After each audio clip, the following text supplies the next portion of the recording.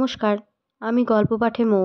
গল্প পাঠ যদি আপনাদের ভালো লেগে থাকে তাহলে অবশ্যই চ্যানেলটিকে লাইক, শেয়ার ও সাবস্ক্রাইব করে পাশে থাকবেন এবং আপনাদের মূল্যবান মতামত কমেন্টে জানাবেন। আজকে আপনারা শুনছেন শ্রদ্ধেয় বিভূতিভূষণ বন্দ্যোপাধ্যায়ের উপন্যাস ইছামতী।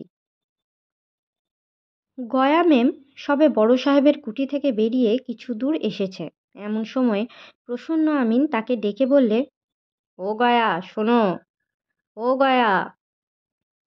গয়া পেছন দিকে চেয়ে মুখ ঘুরিয়ে বললে, আমার এখন ন্যাকড়া করবার সময় নেই। শোনো, একটা কথা বলি। কি? ওবেলা বাড়ি থাকবা?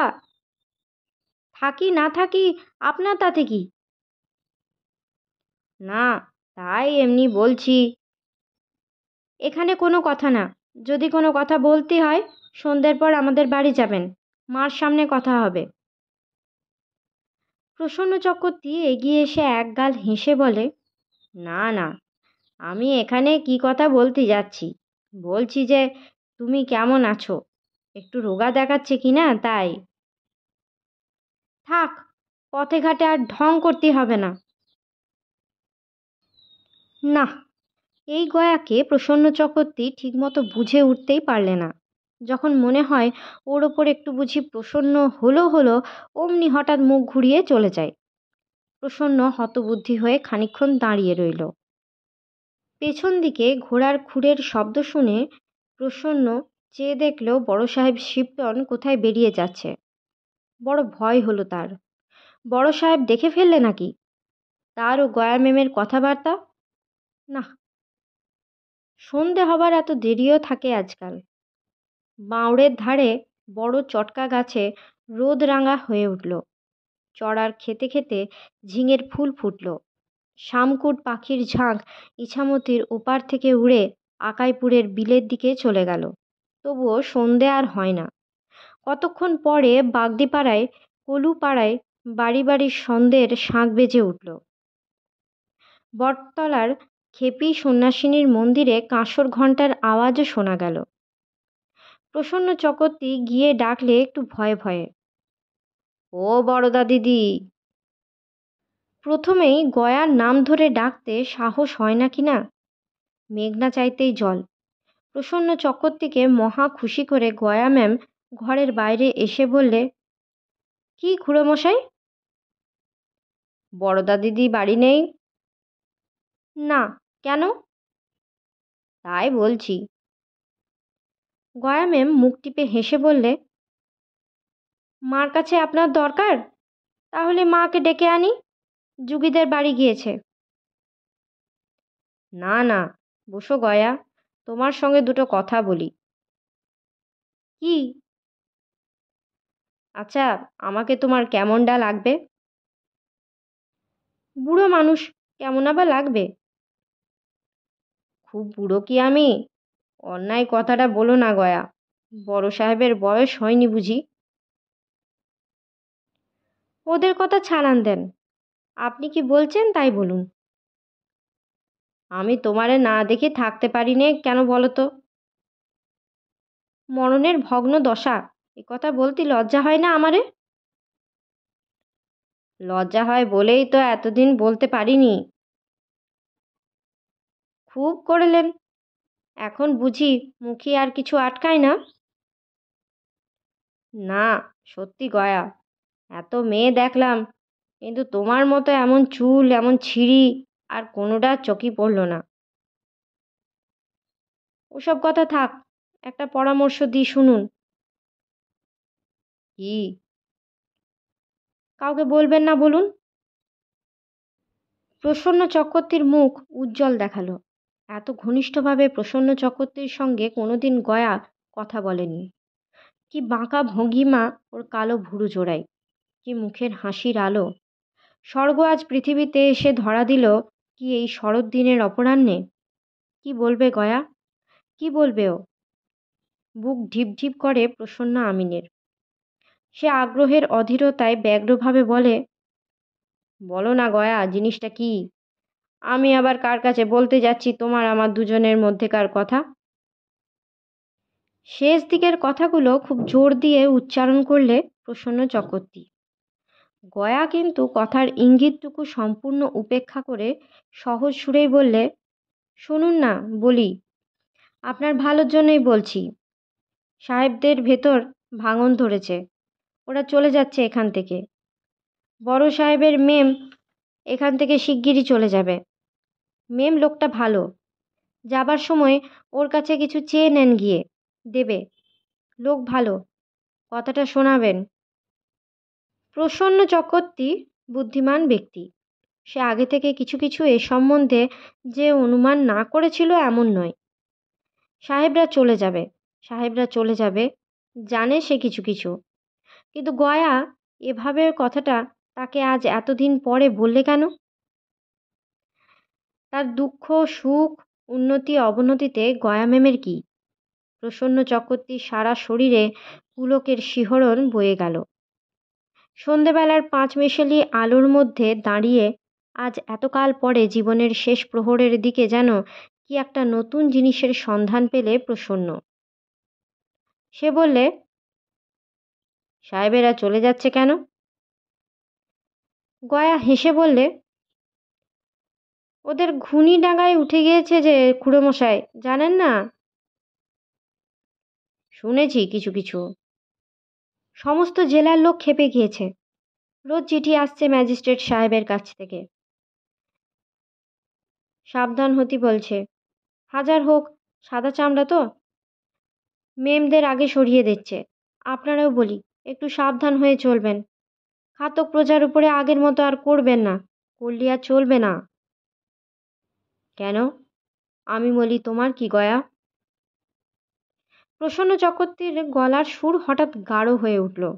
গয়া খিলখিল করে হেসে উঠে বললে, না, আপনারে নিয়ে যদি আর পারা যায়। বলতে গেলাম একটা ভালো কথা, আর অমনি আপনি আরম্ভ করে দিলেন যা তা। কি খারাপ কথাটা আমি বললাম গয়া? কণ্ঠস্বর পূর্ববৎ গাঢ়, বরং গাঢ়তর। আবার যত সব বাজে কথা। বলি, যে কথাটা বললাম কানে গেল না? দাঁড়ান দাঁড়ান। বলেই প্রসন্ন চক্রবর্তীকে অবাক ও স্তম্ভিত করে গয়া তার খুব কাছে এসে তার পিঠে একটা চড় মেরে বললে, একটা মশা, এই দেখুন। সমস্ত দেহ শিউরে উঠল প্রসন্ন আমিনের। পৃথিবী ঘুরছে কি বনবন করে। গয়া বললে, যা বললাম সেই রকম চলবেন, বুঝলেন? কথা কানে গেল? গিয়েছে। আচ্ছা গয়া, না যদি চলি তোমার কি? তোমার খ্যাতিটা কি? গয়া রাগের সুরে বললে, আমার কলা। কি আবার আমার? না শোনেন মরবেন দেওয়ানজির মতো। রাগ করছো কেন গয়া? আমার মরণই ভালো, কেই বা কাঁদবে মলি পড়ে। প্রসন্ন চক্রবর্তী ফোঁস করে দীর্ঘ নিঃশ্বাস ফেললে। আ হা হা হা, ঢং! রাগে গা জ্বলে যায়, গলার সুর যেন কেষ্টযাত্রা। বললাম একটা সোজা কথা, না কে কাঁদবে মলি পড়ে, কে হেন করবে তেন করবে। সোজা পথে চললি হয় কি জিজ্ঞেস করি? যাকগে, ভালোই তো। আমাকে দেখলেই তোমার গা জ্বলে, তাই না? আমি জানি নে বাপু, যত আজগুবি কথার উত্তর আমি বসে বসে এখন দিই। খেয়ে দে, আমার তো আর কাজ নেই। আসুন গিয়ে এখন, মা আসবার সময় হলো। বেশ, চললাম এখন গয়া। আসুন গিয়ে। প্রসন্ন চক্রবর্তী ক্ষুণ্ণ মনে কিছু দূর যেতেই গয়া পেছন থেকে ডাকলে, ও খুড়ো মশাই। প্রসন্ন ফিরে চেয়ে বললে, কি? শুনুন। বলো না কি? রাগ করবেন না যেন। না, যাই এখন। শুনুন না। কি? আপনি একটা পাগল। যা বলো গয়া, শোনো একটা কথা, কাছে এসো। না, ওখান থেকে বলুন আপনি। নিধুবাবুর একটা টপ্পা শোনাবা? না, আপনি যান, মা আসছে। প্রসন্ন চক্রবর্তী আবার কিছু দূর যেতে গয়া পেছন থেকে বললে, আবার আসবেন এখন একদিন। কানে গেল কথাটা? আসবেন। কেন আসবো না? নিশ্চয়ই আসবো। ঠিক আসবো।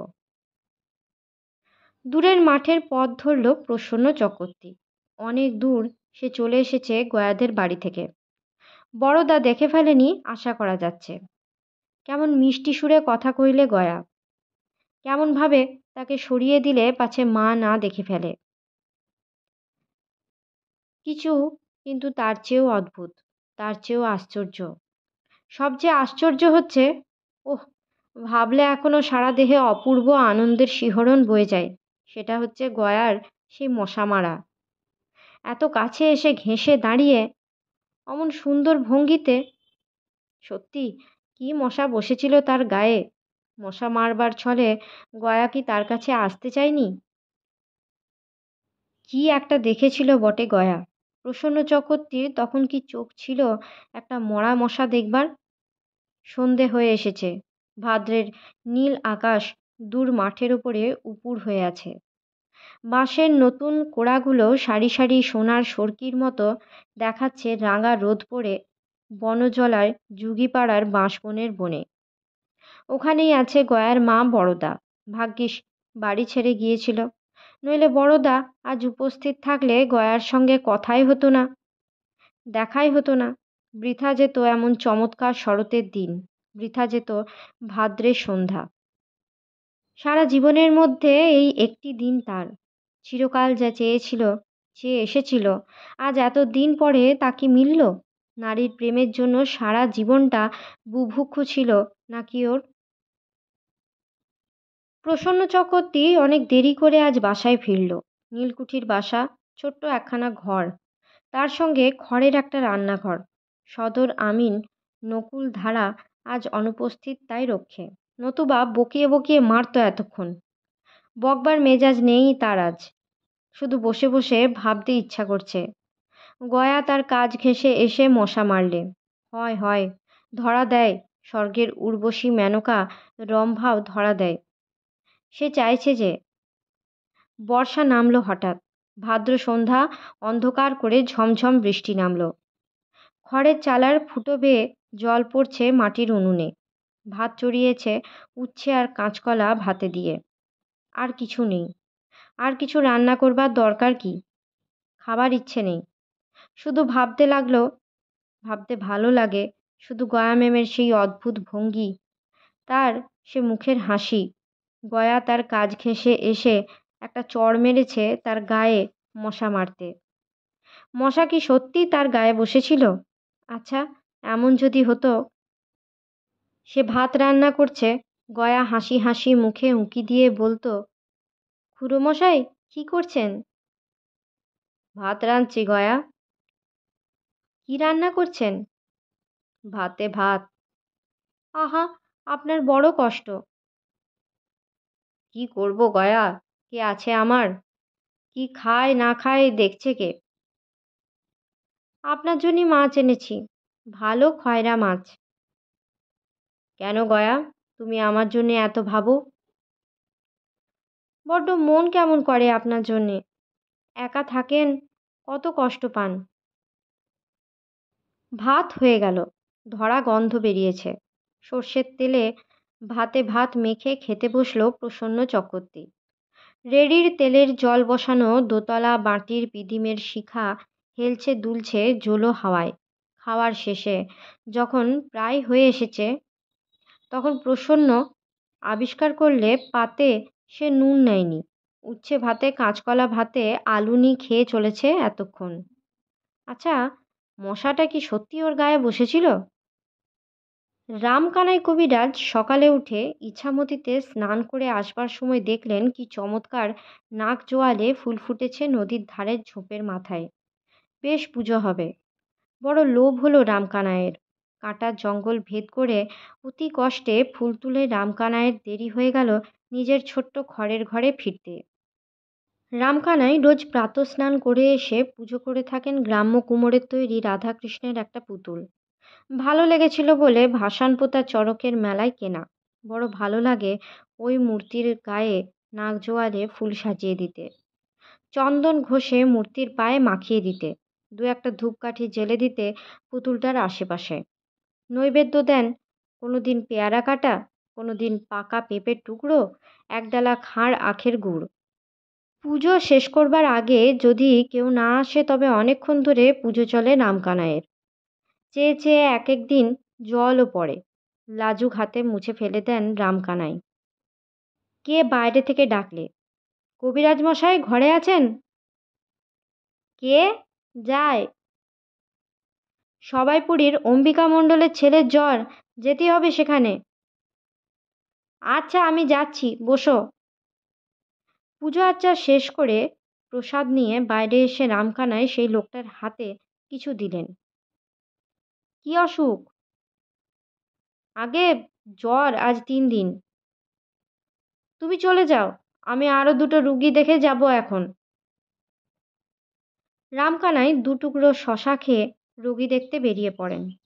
নানা জায়গা ঘুরে বেলা দ্বিপ্রহরের সময় সবাইপুর গ্রামে অম্বিকা মণ্ডলের বাড়ি গিয়ে ডাক দিলেন। অম্বিকা মণ্ডল বেগুনের চাষ করে, অবস্থা খুব খারাপ। ছেলেটির আজ কয়েকদিন জ্বর, ওষুধ নেই, পথ্য নেই। রামকানাই কবিরাজ খুব যত্ন করে দেখে বললেন, এ নারীর অবস্থা ভালো না, একবার টাল খাবে। বাড়ি শুদ্ধ সকলে মিলে কবিরাজকে সেদিনটা সেখানে থাকতে বললে। তখনও যে তার খাওয়া হয়নি সে কথা কেউ জানে না, কেউ কিছু বললেও না।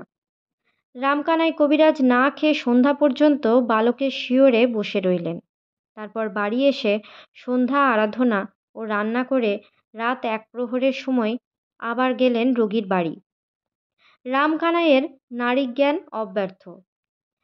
রাত দুপুরের সময় রোগী যায় হলো। সূচিকা ভরণ প্রয়োগ করে টাল সামলাতে হলো রামকানাইয়ের।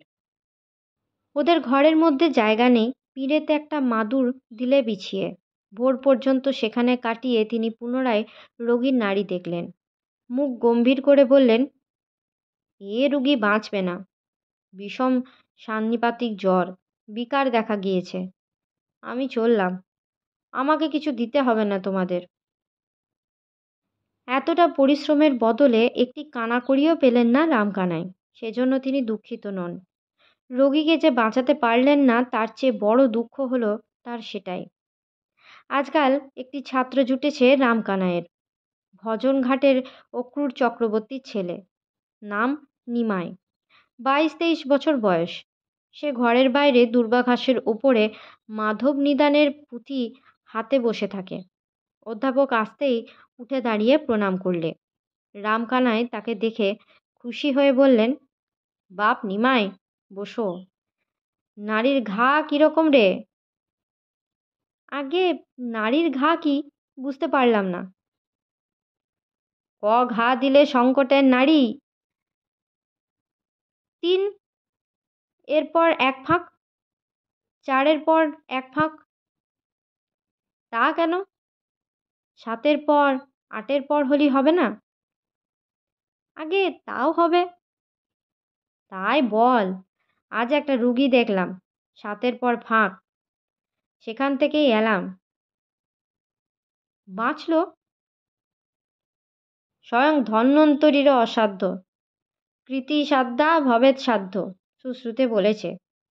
বাবা একটা কথা বলি, কবিরাজি তো পড়বার জন্যই এসেছ, শরীরে কোনো দোষ রাখবা না, মিথ্যা কথা বলবে না, লোভ করবা না, অল্পে সন্তুষ্টা থাকবা, দুঃখী গরিবদের বিনামূল্যে চিকিৎসা করবা, ভগবানে মতি রাখবা, নেশা ভাঙ করবা না, তবে ভালো কবিরাজ হতে পারবা। আমাদের গুরুদেব, তার উদ্দেশ্যে তিনি প্রণাম জানিয়ে বললেন, মঙ্গলগঞ্জের গঙ্গাধর সেন কবিরাজ সর্বদা আমাদের একথা বলতেন। আমি তার বড় প্রিয় ছাত্র ছিলাম কি না, তার উপযুক্ত হয়নি, আমরা কুলাঙ্গার ছাত্র তার। নারী ধরে যাকে যা বলবেন তাই হবে।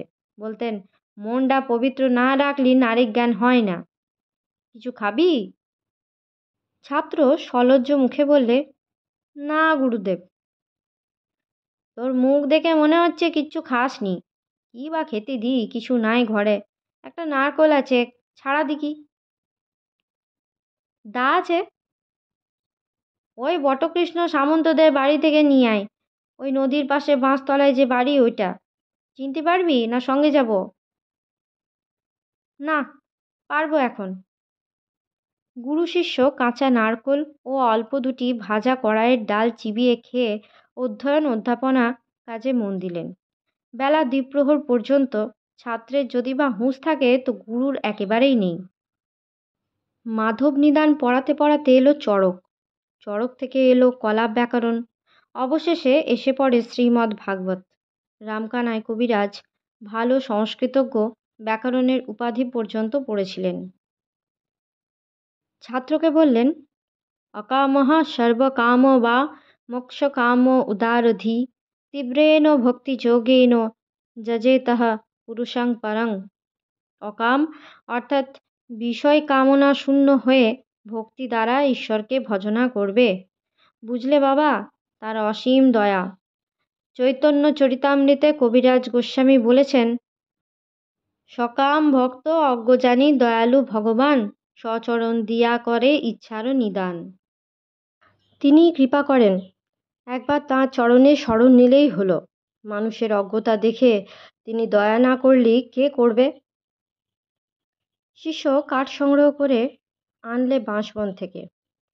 গুরু বললেন, একটা ওল তুলে আনলি না কেন বাঁশবন থেকে? আছে? অনেক আছে, নিয়ে আয়। বটকৃষ্টদের বাড়ি থেকে শাবল একখানা চেয়ে নে, আর ওদের দাখানা দিয়ে এসেছিস তো, দিয়ে আয়। বড় দেখে ওল তুলবি, খাবার কিছু নেই ঘরে। ওল ভাতে সর্ষেটা দিয়ে আর ওরে অমনি দুটো কাঁচা লঙ্কা নিয়ে আসিস বটকৃষ্টদের বাড়ি থেকে। মুখ চুলকোবে না গুরুদেব? ওরে না না, সর্ষে বাটা মাখলে আবার মুখ চুলকোবে? ওল টাটকা তুলে খেতে নেই, রোদে শুকিয়ে নিতে হয় দু একদিন। সে সব জানি, আজ ভাত দিয়ে খেতেই হবে তো। তুই নিয়ে আয় গিয়ে, যা। তুইও এখানেই খাবি। ওল ভাতে ভাত দিয়ে গুরু শিষ্য আহার সমাপ্ত করে আবার পড়াশোনা আরম্ভ করে দিলে। বিকেলবেলা হয়ে গেল, বাঁশবনে পিড়িং পিড়িং করে ফিঙে পাখি ডাকছে। ঘরের মধ্যে অন্ধকারে আর দেখা যায় না। তখন গুরুর আদেশে শিষ্য নিমাই চক্রবর্তী পুঁথি বাঁধলে। ভূমিষ্ঠ হয়ে প্রণাম করে বললে, তাহলে যাই গুরুদেব। ওরে কি করে যাবি? বাঁশবনের মাথায় বেজায় মেঘ করেছে, ভীষণ বৃষ্টি আসবে। ছাতিটাও তো আজ আনিসনি। বাঁটটা ভেঙে গিয়েছে, আর একটা ছাতি তৈরি করছি। ভালো কচি তালপাতা এনে কাদায় পুঁতে রেখে দিয়েছি, 7-8 দিনে পেকে যাবে। সেই তালপাতায় পাকা ছাতি হয়। কেন, কেয়া পাতার ভালো ছাতি হয়? টেকে না গুরুদেব, তালপাতার মতো কিছু না। কে বললে টেকে না? কেয়া পাতার ছাতি সবাই বাঁধতে জানে না। আমি তোরে দেবো একখানা ছাতি, দেখবি। শিষ্য বিদায় নিয়ে চলে যাবার কিছু পরেই গয়া ম্যাম ঘরে ঢুকলো। হাতে তার এক ছড়া পাকা কলা। সে দূর থেকে রামকানাইকে প্রণাম করে দোরের কাছে দাঁড়িয়ে রইল।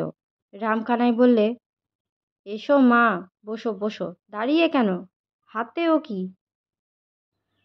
গয়া সাহস পেয়ে বললে, ছড়া গাছের কলা আপনার চরণে দিতে এলাম, আপনি সেবা করবেন।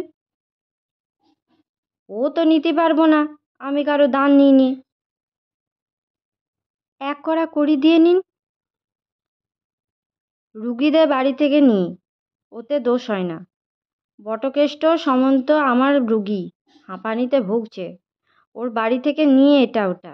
তুমি তো আমার রুগী নও মা, অবশ্যই আশীর্বাদ করি রুগী না হতে হয়। রোগের জন্যই তো এলাম জ্যাঠামশাই। কী রোগ? গয়া ইতস্তত করে বললে, সর্দি মতো হয়েছে, রাত্রিরে ঘুম হয় না। ঠিক আছে,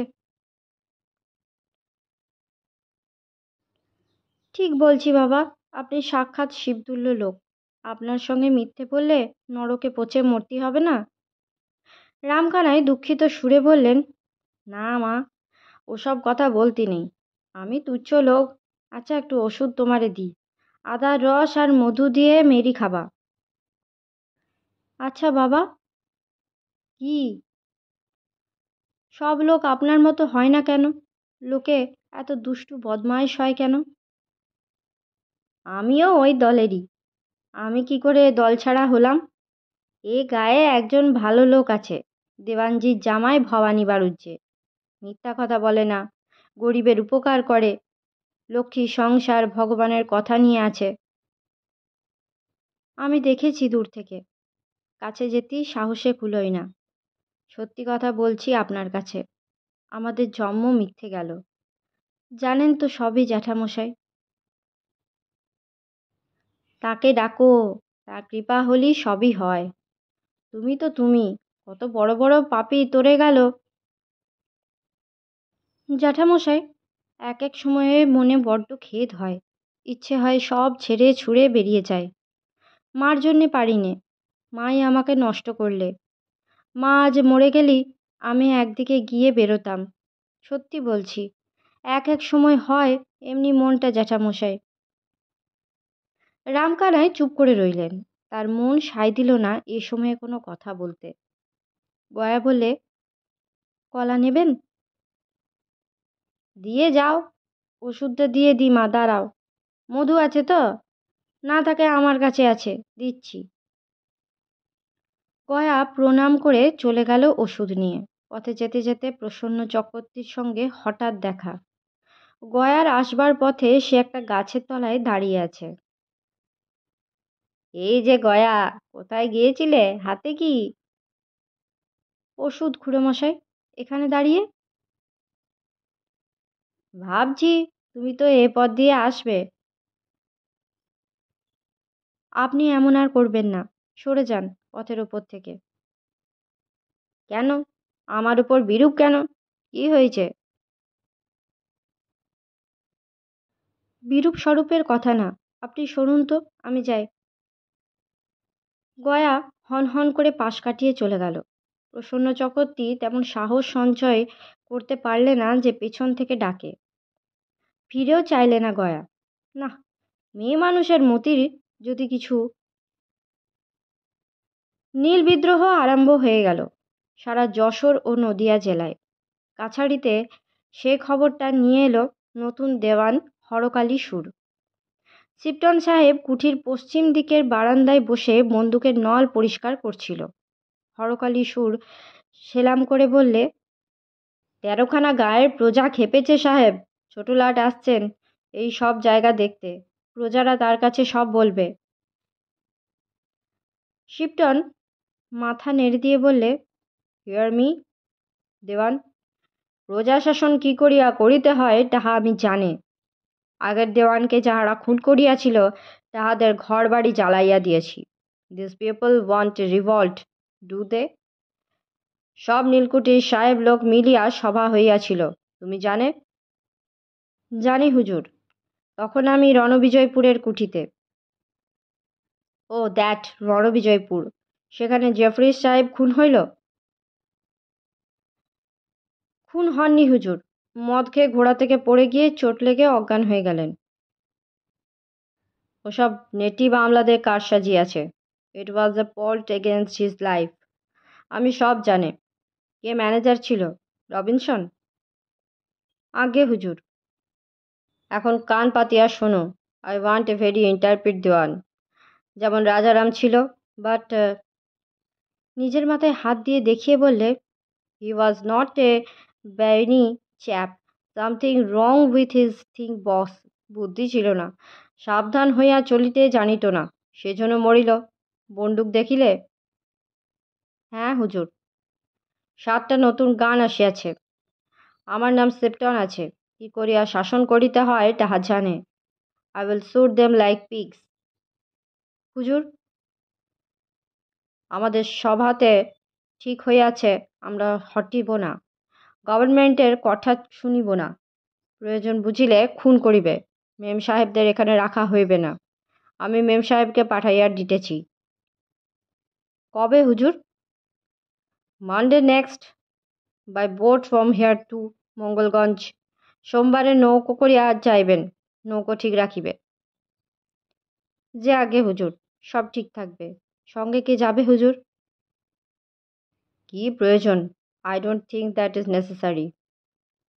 দেওয়ান হরকালিসুর ঘুঘু লোক, অনেক কিছু ভেতরে খবর সে জানে, কিন্তু কতটা বলা উচিত কতটা উচিত নয় তা এখনো বুঝে উঠতে পারেনি। মাথা চুলকে বললে, হুজুর, সঙ্গে আপনি গেলে ভালো হয়। সিপটন ভুরু কুচকে বললে, she can take care of herself. তিনি নিজেকে রক্ষা করিতে জানেন, আমার যাইতে হইবে না, তুমি সব ঠিক করো। হুজুর, করিম লাঠিয়ালকে সঙ্গে নিতে চাই। What? Is it was worse as that? কিছু দরকার নেই, তুমি যাও। অত ভয় করিলে নীলকুঠি চালাইতে জানিবে না। ঠিক আছে। যে আজ্ঞে হুজুর। একটা কথা শুনিয়া যাও। Are you sure there's as much as that? খবর লইয়া কি জানিলে? সাহস দেন তো বলি হুজুর। মেম সাহেবের সঙ্গে করিম লাঠিয়াল আর পাইক যেন যায়, ষড়যন্ত্র অনেক দূর গড়িয়েছে। সাহেব শীষ দিতে দিতে বললেন, oh, this I never imagined possible. It will make me feel different. ইহা বিশ্বাস করাও শক্ত। আচ্ছা, তুমি যাও। Leave everything to me. আমি যা যা করিতে হইবে সব করা হইবে, বুঝিলে? হরকালীসুর বহুদিন বহু সাহেব ঘেঁটে এসেছে, উল্টোপাল্টা ভুল বাংলা আন্দাজে বুঝে বুঝে ঘুণ হয়ে গিয়েছে। বললে, একটা কথা বলি হুজুর, আমার বন্দোবস্ত আমি করি, আপনার বন্দোবস্ত আপনি করুন। সেলাম হুজুর। 3 দিন পরে বড় সাহেবের মেম নীলকুঠির কাছ থেকে বিদায় নিয়ে কুলতলার ঘাটে বজরায় চাপল, সঙ্গে 10 জন পাইক সহ করিম লাঠিয়াল। নিজে হরকালীসুর পৃথক নৌকায় বজরার পিছনে। পুরনো কর্মচারীদের মধ্যে প্রসন্ন চক্রবর্তী আমিন হাত জোর করে গিয়ে দাঁড়িয়ে বললে, মা জগদ্ধত্রী, মা আমার, আপনি চলে যাচ্ছেন, নীলকুঠি আজ অন্ধকার হয়ে গেল। প্রসন্ন আমিন হাউ হাউ করে কেঁদে ফেললে। মেম সাহেব বললে, don't you cry my good man. আমিনবাবু কাঁদিও না। কেন কাঁদে? মা, আমার অবস্থা কি করে গেলে, আমার গতি কি হবে মা, কার কাছে দুঃখ জানাবো জগদ্ধাত্রী মা আমার। চতুর হরকালীসুর অন্যদিকে মুখ ফিরিয়ে হাসি চেপে রাখলে। মেম সাহেব দ্বিরুক্তি না করে নিজের গলা থেকে সরু হাড় ছড়াটা খুলে প্রসন্ন আমিনের দিকে ছুঁড়ে ফেলে দিলে। প্রসন্ন শশব্যস্ত হয়ে সেটা লুফে নিলে 2 হাতে। সকলে অবাক। হরকালীসুর স্তম্ভিত। করিম লেঠেল হাঁ করে রইল। বজরা ঘাট ছেড়ে গেল। প্রসন্ন আমিন অনেকক্ষণ বজরার দিকে চেয়ে চেয়ে ঘাটে দাঁড়িয়ে রইল। তারপর উড়ানির খুঁটে চোখের জল মুছে ধীরে ধীরে ঘাটের উপরে উঠে চলে গেল। বড় সাহেবের মেম চলে যাওয়ার সঙ্গে সঙ্গে নীলকুঠির লক্ষ্মী চলে গেল। গয়া ম্যাম হাসতে হাসতে বললি, কেমন খুড়োমশাই, অর্ধেক ভাগ কিন্তু দিতেই হবে। দুপুরবেলা নীল আকাশের তলায় উঁচু গাছে গাছে বহু ঘুঘুর ডাকে মধ্যাহ্নের নিস্তব্ধতা ঘন ঘোর করে তুলেছে। শ্যামলতার সুগন্ধি ফুল ফুটেছে অদূরবর্তী ঝোপে। পথের ধারে বটতলায় দুজনের দেখা। দেখাটা খুব আকস্মিক নয়। প্রসন্ন চক্রবর্তী অনেকক্ষণ থেকে এখানে অপেক্ষা করছিল। সে হেসে বললে, নিও, তোমার জন্যই তো হলো। কেমন বলেছিলাম না? তুমিই নাও ওটা, তোমারই দেব। পাগল, আমারও এত বোকা পালেন? সাহেব শুভর জিনিস আমি ব্যবহার করতে গেলে কি বলবে সবাই? ওতে আমি হাত দিই কখনো? তোমারে ভালো লাগে গয়া? বেশ তো, তোমারই দেখলে এত আনন্দ পায়। এসব কথা বলবার জন্য বুঝি এখানে দাঁড়িয়েছিলেন? তা তা বেশ, চললাম এখন। শুনুন, আরেকটা কথা বলি, আপনি অন্য জায়গায় চাকরির চেষ্টা করুন। সে আমি সব বুঝি, এদের দাপট কমেছে তা আমি দেখতে পাচ্ছি নে, অত বোকা নই। শুধু তোমারে ফেলে কোনো জায়গায় যেতেই মন সরে না। আবার ওসব কথা। চলো না কেন আমার সঙ্গে? কোনে? চলো দেখিনি, যেদিকে চোখ যায়। গয়া খিলখিল করে হেসে বললে, এইবার তাহলে 16 কলা পূর্ণ হয়। যা এবার আপনার সঙ্গে যেদিকে 2 চোখ যায়। প্রসন্ন চক্রবর্তী ভাব বুঝতে না পেরে চুপ করে রইল। গয়া হাসি মুখে বললে, কথা বলছেন না যে? ও খুড়ে মশাই। বলবো? তোমার সঙ্গে কথা বলতে সাহস হয় না যে? খুব সাহস দেখিয়েছেন, আর সাহসের দরকার নেই। আপনাকে একটা কথা বলি, মারে ফেলে কোণে যাব বলুন? এতদিনে যাদের নুন খেলাম তাদের ফেলে কোথায় যাব? ওরা এতদিন আমারে খাইয়েছে, যত্ন আত্মি কম করেনি। ওদের ফেলে গেলেই ধম্মে সইবে না। আমি চলে যান আপনি। ভাত খাচ্ছেন কোনে আজকাল? রেঁধে দিচ্ছে কেডা? প্রসন্ন চক্রবর্তী কথার উত্তর দিতে পারে না, অবাক হয়ে তাকিয়ে থাকে ওর মুখের দিকে। এসব কি ধরনের কথা? কেউ তাকে এমন ধরনের কথা বলেছে কখনো? আবার সেই আনন্দের শিহরণ নেমেছে ওর সর্বাঙ্গে। কি অপূর্ব অনুভূতি! গা ঝিমঝিম করে ওঠে যেন, চোখের জল এসে পড়ে। অন্যমনস্কভাবে বলে, ভাত? ভাত রান্না? ও ধরো না নিজেই রাঁধে আজকাল। একবার দেখতে ইচ্ছে হয় কিরকম রাঁধেন। প্রসাদ বাবা? সে আপনার দয়া। কি রান্না করবেন? বেগুন ভাতে মুগির ডাল, খয়রা মাছ যদি খোলার গাঙে পাই তবে ভাজবো। আপনি সত্যি সত্যি এত বেলায় এখনো খাননি? না, তোমার জন্যে অনেকক্ষণ থেকে দাঁড়িয়ে আছি। উঠি থেকে কখন বেরোবে তাই দাঁড়িয়ে আছি। গয়া রাগের সুরে বললে, ও মা, এমন কথা আমি কখনো শুনিনি। সে কি কথা? আমি কি আপনার পায়ে মাথা কুটব? এক্ষুনি চলে যান বাড়ি। কোনো কথা শুনছি নে, যান। এই যাচ্ছি। তা কথা টথা কিছু হবে না, চলে যান আপনি। গয়া চলে যেতে উদ্যত হলে প্রসন্ন চক্রবর্তী ওর কাজ ঘেঁষে গিয়ে বললে, যতটা সাহস হয় বেশি কাছে যেতে সাহসে কুলোই কই? তুমি রাগ করলে না তো? বলো গয়া। না, রাগ করলাম না। গা জুড়িয়ে জল হয়ে গেল। এমন বোকামি কেন করেন আপনি? যান এখন। রাগ করো না গয়া, তুমি রাগ করলে আমি বাঁচব না। ওর কণ্ঠে মিনতির সুর। আজকের মতো গল্প পাঠ এই পর্যন্ত। পরবর্তী অংশ নিয়ে আসবো পরবর্তী ভিডিওতে। সকলে ভালো থাকবেন, সুস্থ থাকবেন এবং পাশে থাকবেন। নমস্কার।